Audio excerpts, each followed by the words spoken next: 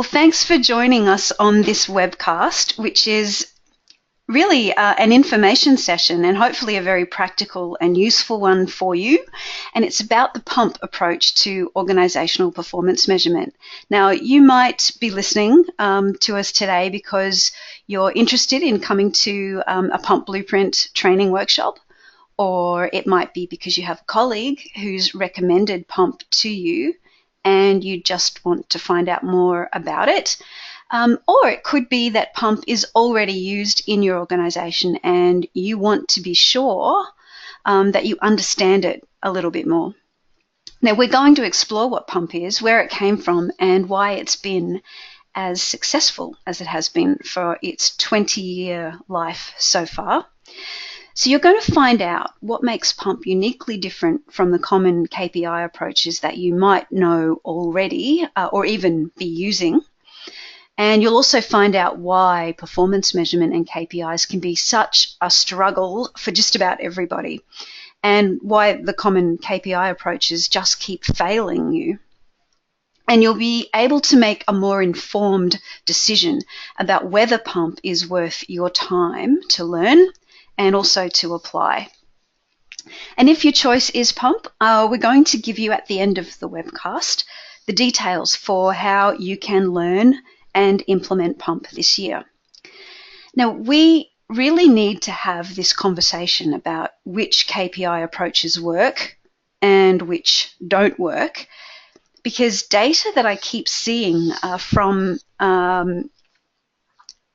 lots of people around the world actually about our success with KPIs is overwhelmingly disappointing.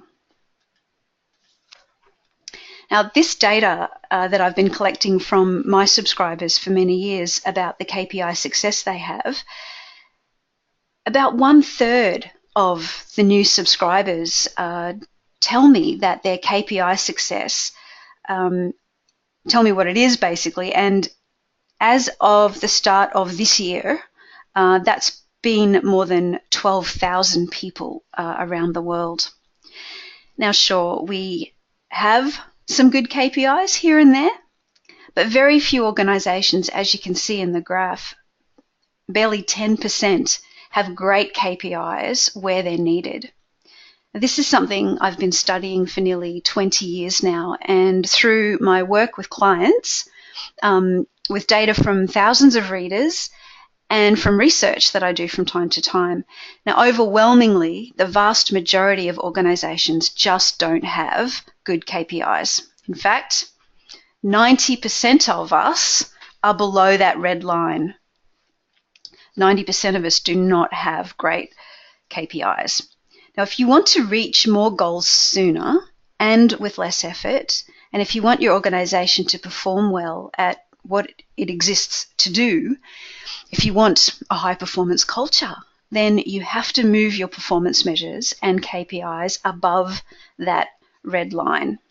Now, we want to give you the best possible advice that we can about how to move your organisation's KPIs above that red line. And when I say we, I mean my co-host, Kayode Sufianu, and me. Now, that's me on the left. I'm a specialist in evidence-based leadership and organisational performance measurement, and I've focused on that for my entire career since the early 1990s. And what I love most is making performance measurement practical, making it engaging, and of course meaningful. And my co-host is our West African PUMP partner, Kayode Sufianu. He's on the right there. Kayode's been a licensed PUMP partner for over 4 years now. So, Kayode, how about you tell us a little bit more about yourself? Thank you, Stacey. I'm Kayode Sufianu, and I'm founder, CEO of Balance Scorecard West Africa. Balance Scorecard West Africa is one of the global affiliates of the Balance Scorecard Institute.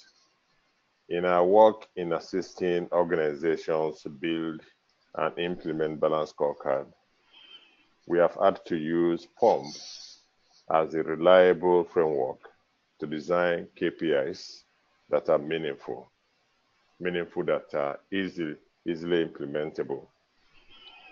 So we wanted to interact with us today If you have an example or a story or question to share, I will be able to, we'll be glad to assist you. So right now, we'd love to hear about the main reason you joined us today on this webcast. So please type in your main reason for joining us today in the question box.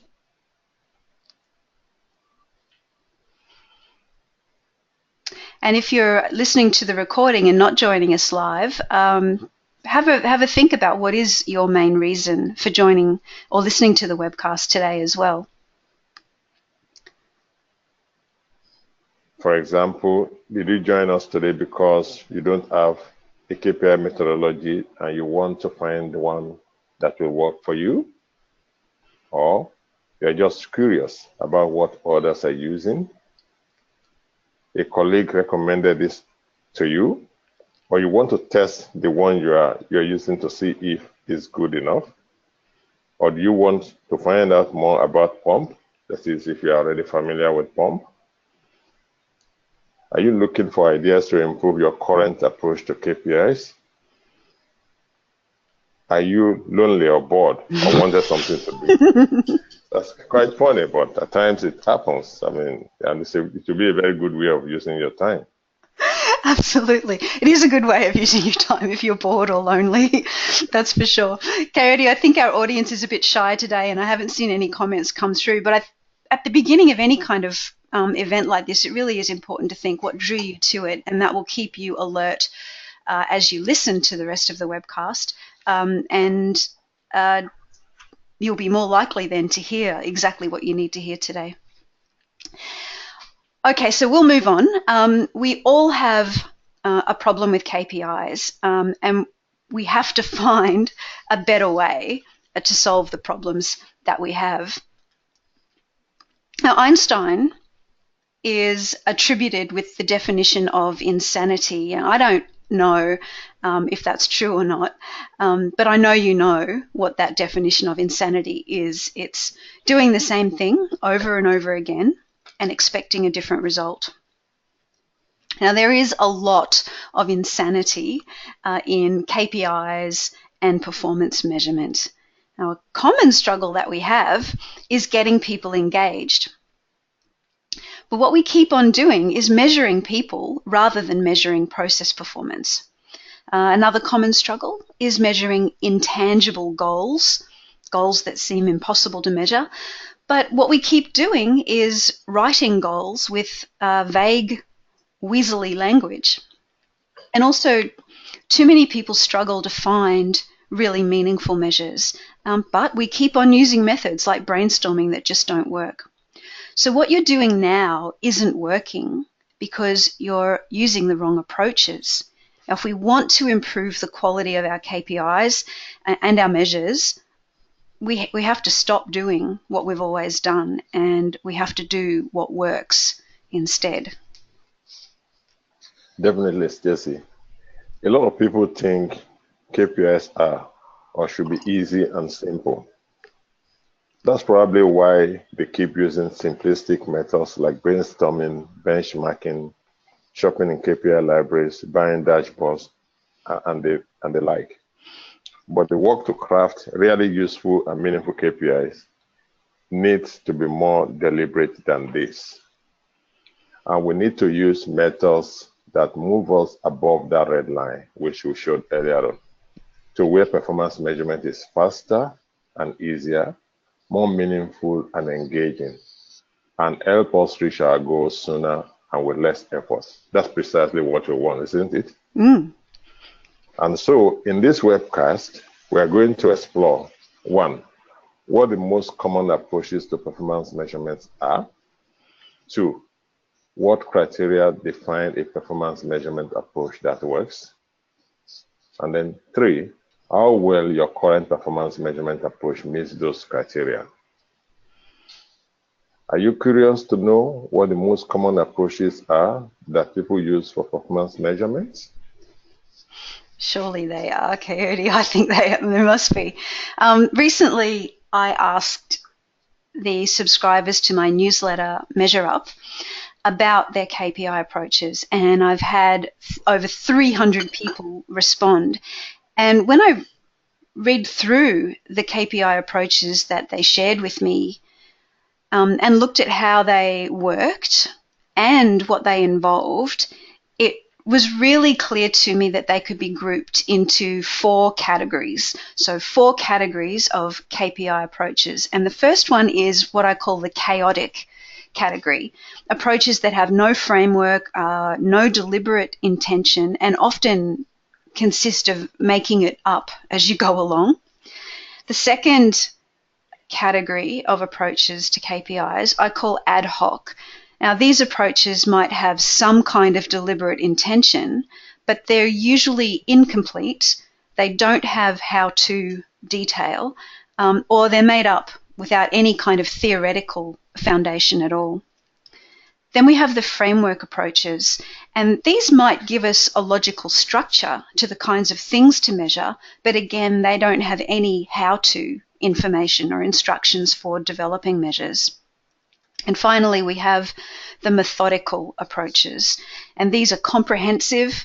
They do have a theoretical basis, meaning they've been well thought through. They're practical, and sometimes you'll recognize them because they have a name. So Kayode and I will now walk you through each of these. So firstly, I'll get started with the chaotic approaches. They have no framework, no deliberate intention, and are really just making things up as you go along. Now, in my research, 53% of people had no approach, or they described a chaotic approach to KPIs, like brainstorming. And you might have also noticed how often the list in brainstorming contains things that aren't even real measures. Another chaotic approach that was mentioned is discussions. That's it, which is, I witness this a lot. These discussions tend to be very circular. They don't make a lot of progress on the quality of KPIs. Another chaotic approach is to use measures that are just based on data that's already collected for other purposes. So people try and retrofit their existing data to new goals. And another chaotic approach is to have other people set the KPIs for you. Okay, and ad hoc approaches, that's the next approach, apart from chaotic one. Might have some kind of deliberate intention, but what I found is that they are highly incomplete. They lack specific how-to detail for designing and implementing measures, and some are even made up without any theoretical or proven or tested foundation, which is really a serious problem. The study that Stacey referred to earlier revealed that 18% of people described as ad hoc approach to KPIs when they mean the following. One top-down, bottom-up, and bottom-up, which is a guideline for getting KPIs at all levels that link, but that's just a concept and not at all a how-to approach. SMART, which is a checklist for writing goals, really, not KPIs, which many people don't realize. Plus, there is no how-to instructions to apply it. It also says reveals what people use as a framework, as the ad hoc strategic planning, which is no help in actually designing the KPIs, but again, an aim for alignment in whatever KPIs are chosen. Quality methods are the other ad hoc approaches being used, like lean, agile, national business excellence models like the EFQM or Baldrige, or quality of process management in general. Then we have framework approaches, which might give us a logical structure to the kinds of things that we would measure, but they don't give us how-to information to develop the measures. Now, 18% of people in my research described framework approaches like these, the balanced scorecard, which we know is a strategy design and execution methodology, but it isn't a KPI methodology. And this is why nearly 44% of respondents that used the balanced scorecard also used PUMP in my research, or some other approach to KPIs. Regulatory frameworks, and these are often imposed by sectors like if you work in local government, then there's a local government performance reporting framework. And there can be other industry-related regulatory frameworks too. They often prescribe which measures you should be using, and usually they're only budget or activity focused, and most definitely regulatory frameworks are not how-to methodologies. They don't help you design the right measures for you. There's also OKRs, which stands for Objectives and Key Results. Now, that is a common framework. I'm not sure how often it's used in West Africa, Kayode, but I know it's used a lot in North America. Have you heard of that one before, the OKRs? Yes, we do hear about these OKRs, but exactly what you said. I mean, it's not that is frequently used, but we hear about it and things like key result areas and the like. Yes. So there are more frameworks about monitoring the progress of improvement actions, but they're not a methodology to design KPIs. And another common framework approach that was mentioned is results-based accountability, which is a framework for measuring outcomes and results, but again, not a how-to approach to create and implement measures. So you may have heard of some of these so far, or you may not have. That's okay. There are different ones used all around the world. But the point is, none of these so far are really powerful methodologies. Definitely. Finally, there are the methodical approaches, which are comprehensive, have a theoretical basis, have been tested for how well they produce KPIs that are meaningful, and they include practical how-to information. In the study, 11% of people mentioned only one methodical approach, which is PUMP. So real and deliberate and methodical KPI or performance measurement approaches are actually very rare, and they're really hard to find. Yes, definitely.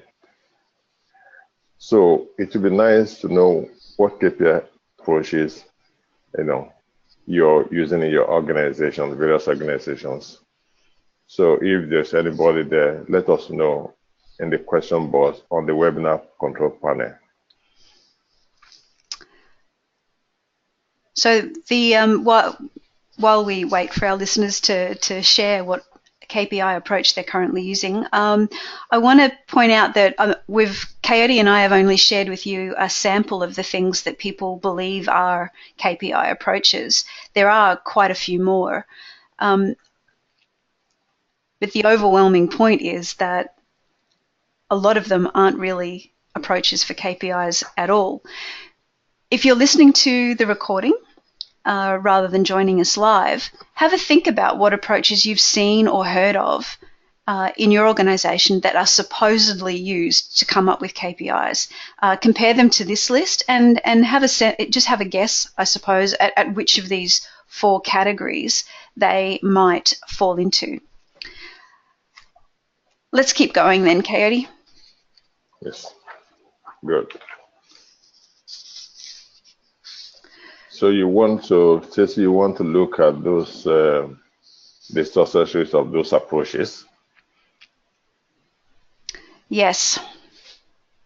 Let's correlate correlate the approaches to the level of success people are getting from their KPIs or from the approach. So the survey that I did also showed quite a strong correlation between KPI approach and KPI success.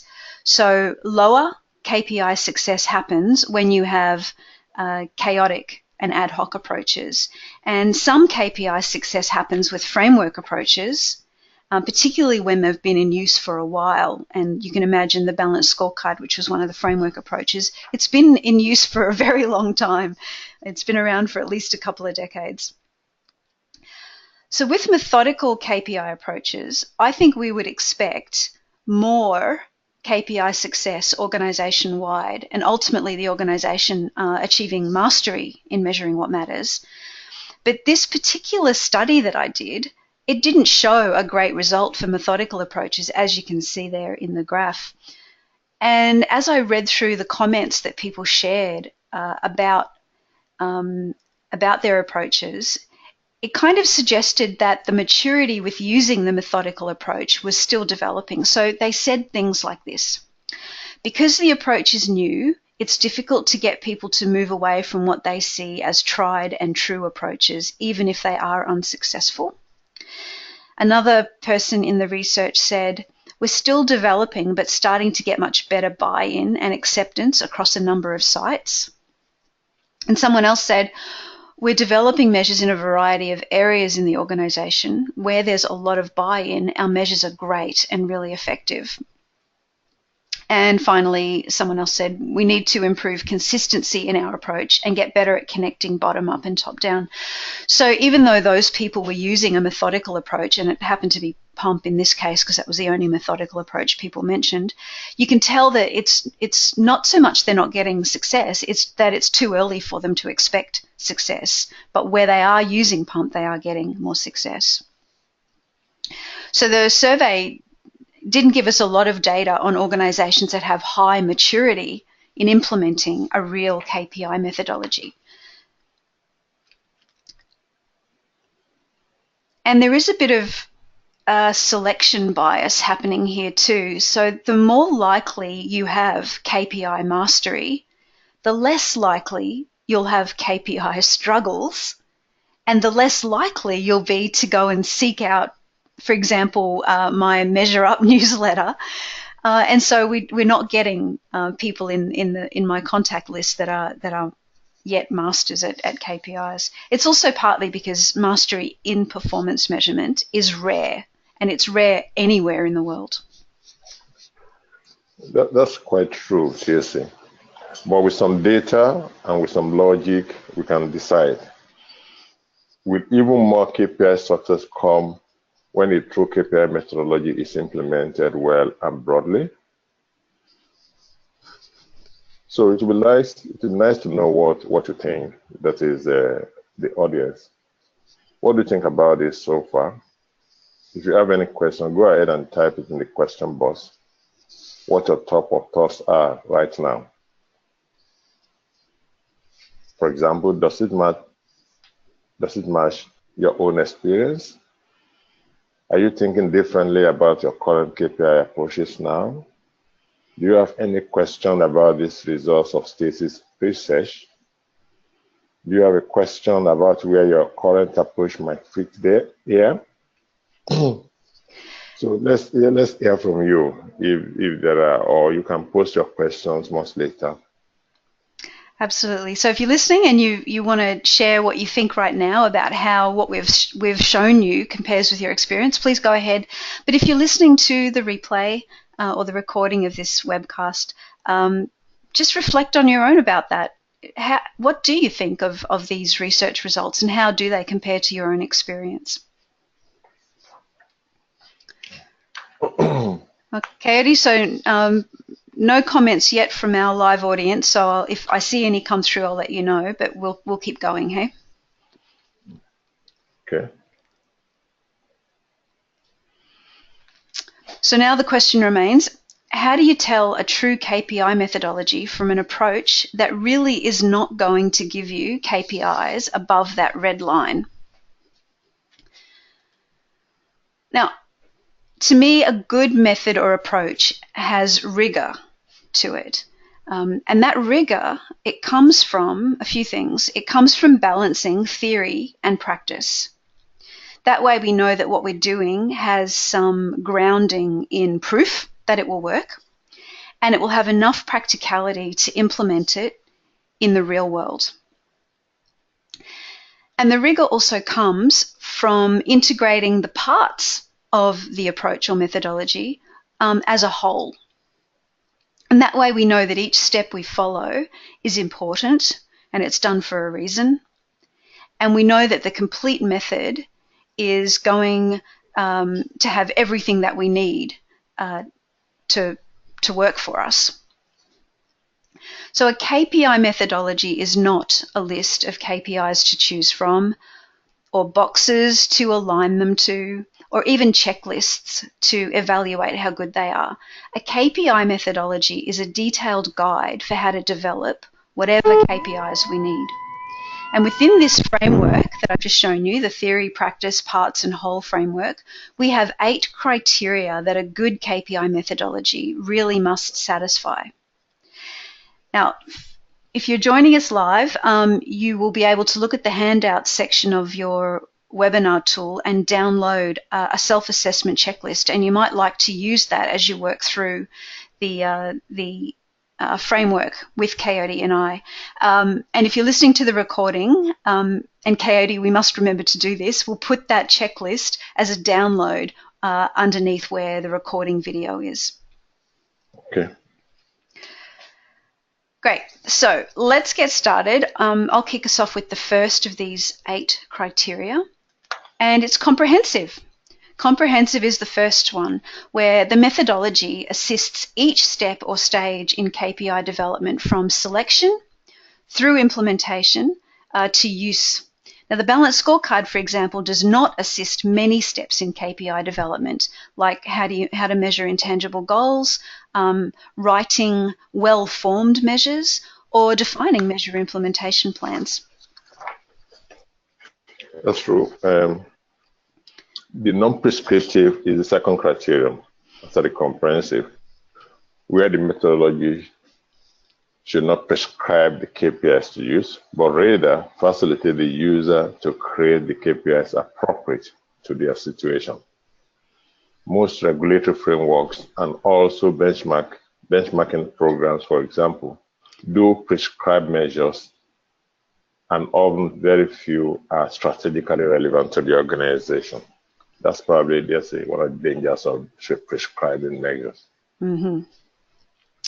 The useful is the third criterion, and this is where the methodology improves people's experience of creating and implementing and using KPIs. So many strategy and performance software applications claim to be the solution to performance measurement, but they have no useful techniques to help users design the right measures, and eventually people start feeling cynical about the application. Absolutely, that's very true. So let's move to the next one. Practical is the fourth criterion, where the methodology can be learned, resourced, and performed as part of the routine work of strategy development, performance monitoring, and improvement.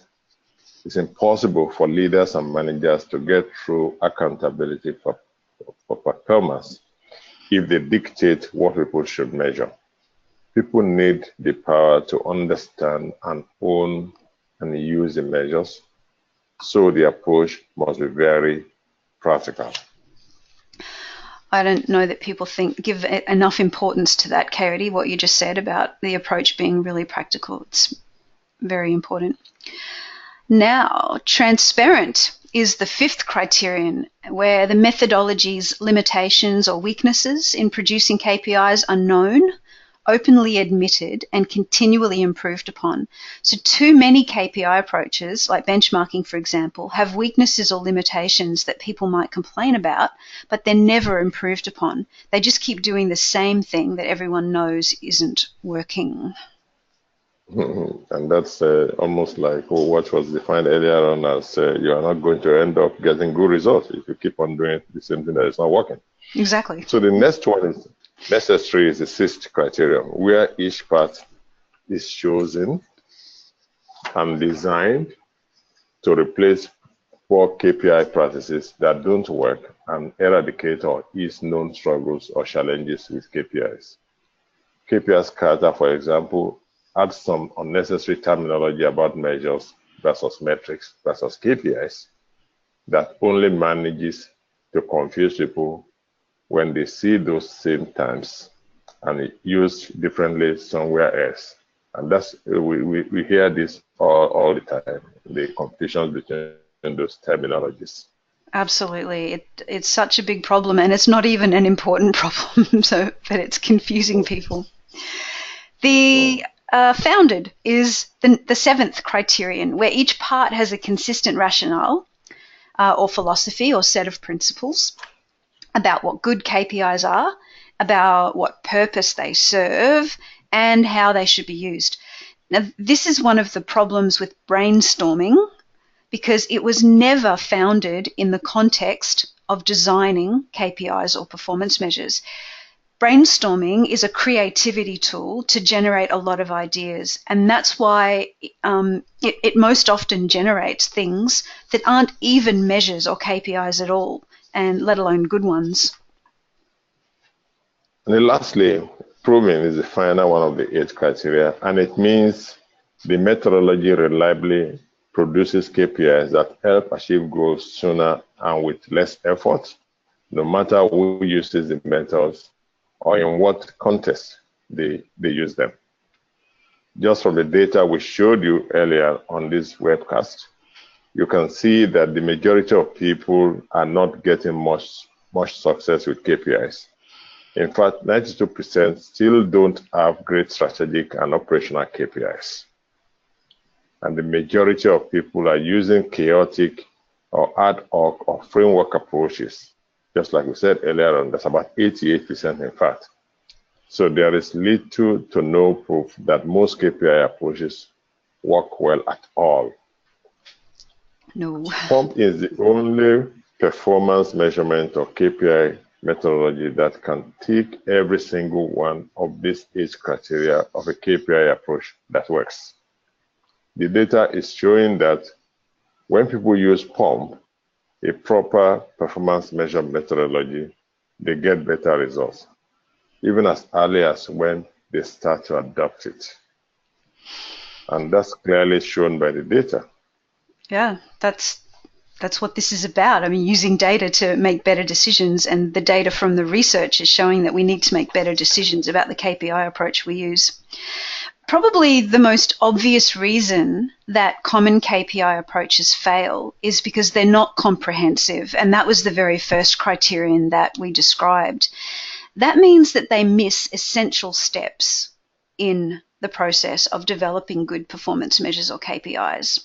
Now, we know that PUMP is comprehensive, so let's use that as a model so that we can show you what the necessary steps in developing good performance measures are. Yep. So in this webinar, in the webinar handouts, you will find a document called PUMP Blueprint.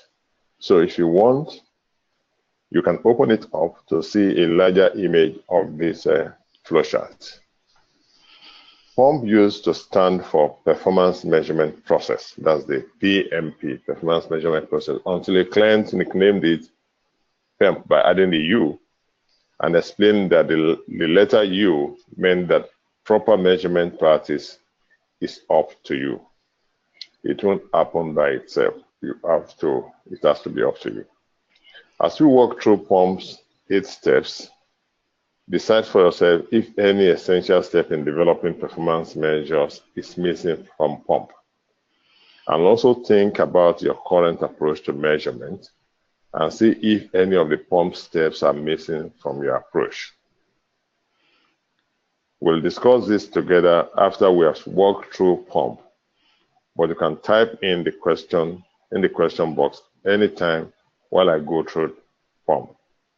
So what I'm going to do right now is to briefly go through the PUMP 8 steps, so that you can use that to check what you call your methodological approach, whether it's comprehensive. So the first step in the PUMP 8-step methodology is understanding measurement's purpose, which is fixing the focus firmly on continuous improvement as a purpose for measurement. That is very essential. The essence of measurement is because the organization wants to improve. The second step is mapping measurable results. That is translating our strategy into clear, focused, and measurable performance results. Those are instructive words: clear, focused. When they are clear and focused, they are going to be measurable performance results. Thirdly, the third step is designing meaningful measures. Unlike ad hoc approaches and so on, choosing the most feasible and relevant measures that evidence a performance result that constitute a conclusive proof that performance results are occurring. That's the third step. Then fourth step is about building buy-in to measures, actually consciously taking steps to build buy-in to measures so that you can get ownership from all stakeholders quickly, easily, and engagingly. Step 5 is implementing the measures. What's the point in trying to develop KPIs if you cannot bring them to life, if you cannot effectively implement them? So step 5 is about implementing measures. Documenting in detail the data, the analysis, and reporting requirements for each of the measures. That's about implementing them. The sixth step is interpreting signals from measures. We want to focus ourselves on gaps between as is and to be performance. And we want to know how to recognize when performance has changed.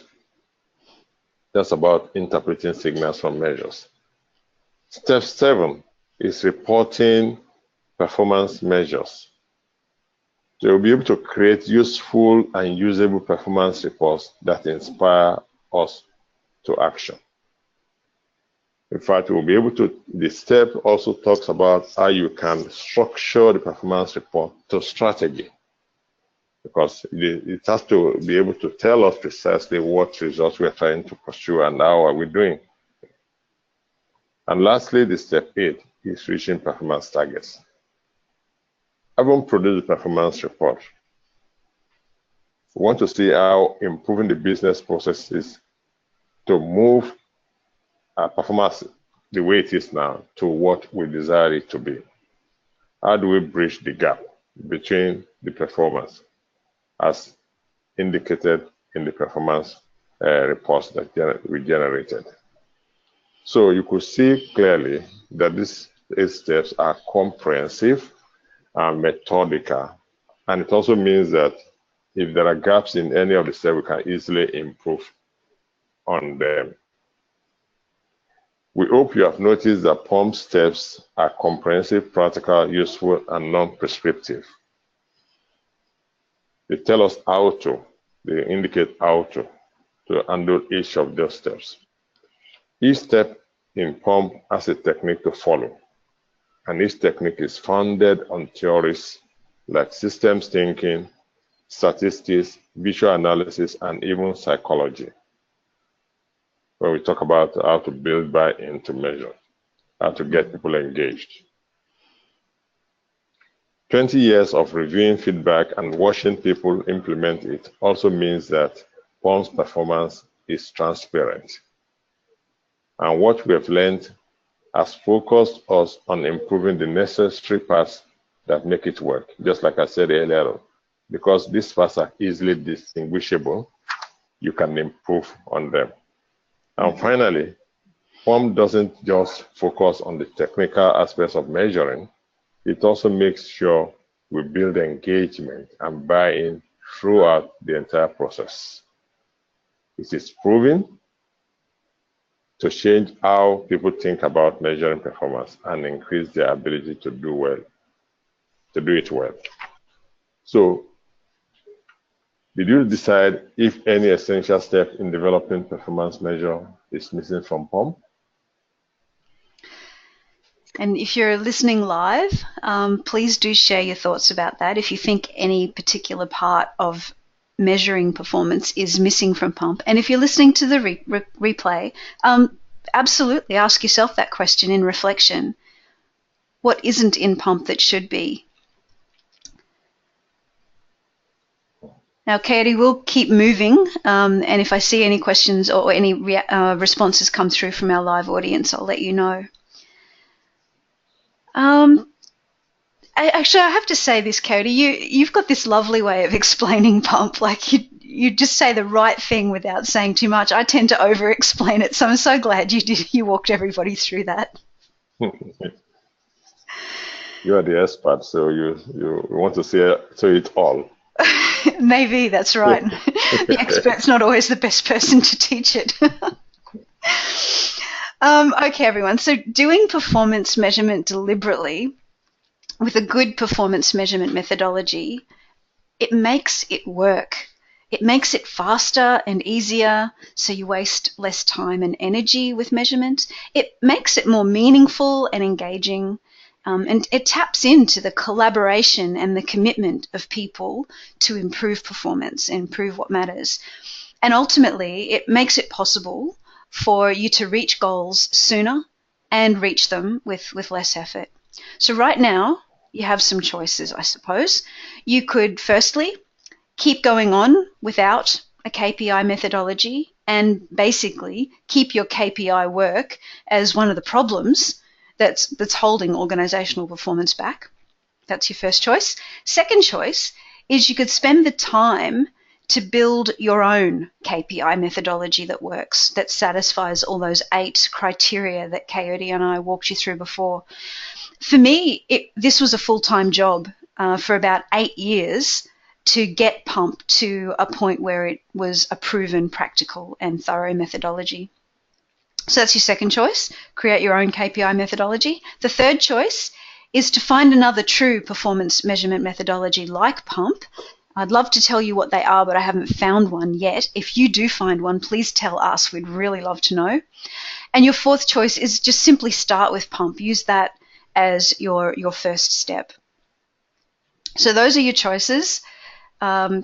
I'm not sure which one you've made, but you can share that with us if you want to. But the most important thing is that if you are considering the choice to start with Pump, then Kayode is the one to help you. He's available to bring Pump into your organization. Tell us how, Kayode. Yes, and the way I'm going to do that is that I will spend the first 2 days with you, learning the 8th step of Pump, which I shared with you earlier on. As I said, each step has a technique and a template or a tool to make it practical. And as you learn each step, you will practice it. It's hands-on. Then on the optional 3rd day, that if you choose to go for the optional 3rd day, I'll be coaching you to begin applying Pump to measure your own goals directly. And when you go back to work, you will know exactly what to do and how to do it. Now, if you are just doing KPIs to jump through bureaucratic hoops, and because you have to, at times it happens, you have to, you are compelled to, then the Pump is not for you. But if just you want KPIs for employees' performance management, then this isn't also for you either. We'd love for you to come to Pump if you believe in performance improvement. If, just like we said, understand the performance purpose of the first step and the essence is performance improvement. If you believe in reaching goals that matter, and if you believe that a proper performance measurement methodology is going to help you out, then, Pump is the best choice for you to make.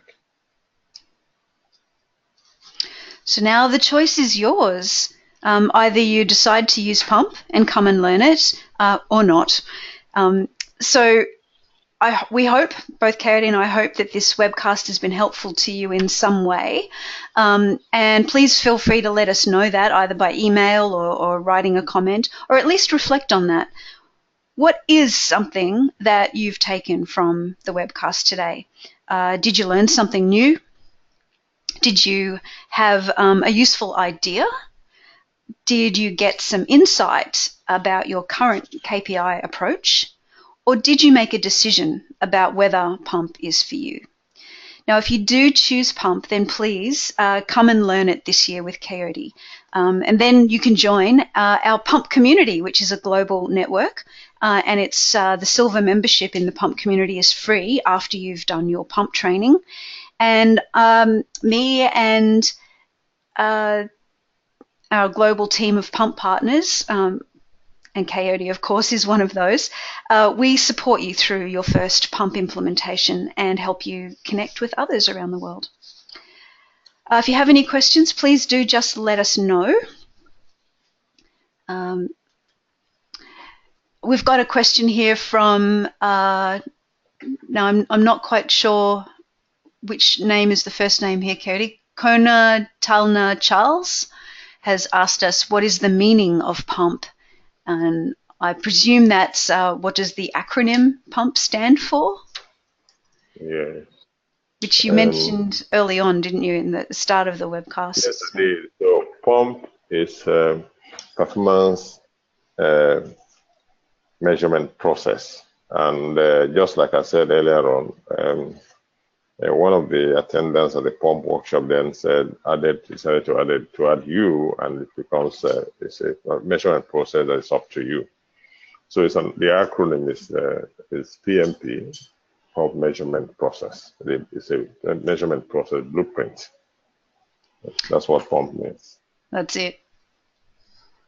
No other questions right now, Kayode. So we will keep on going. If I see any more questions come through, I'll read them out.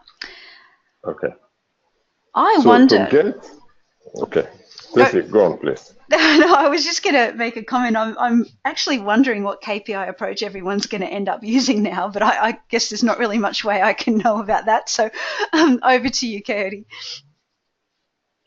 Okay. To get from a chaotic or ad hoc approach to KPIs to a methodical approach that works well and works every time, it takes at least 3 to 5 years in our experience. It requires the discipline to research, design, test, redesign, and test again on top of your everyday job.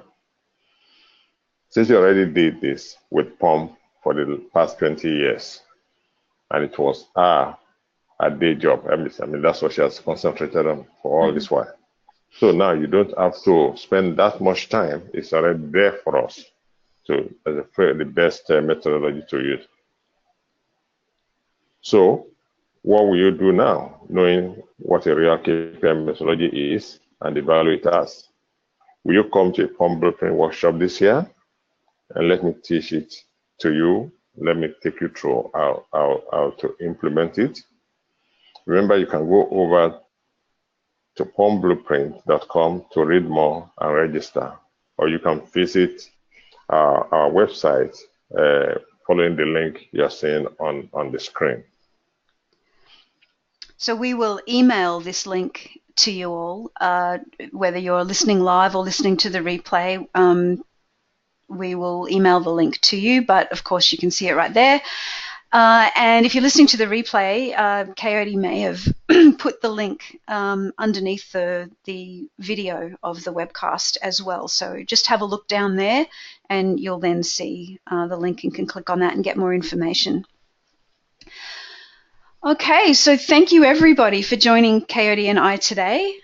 If you have any further questions, please email Kayode. Kayode, can you share the email address that people can use to contact you?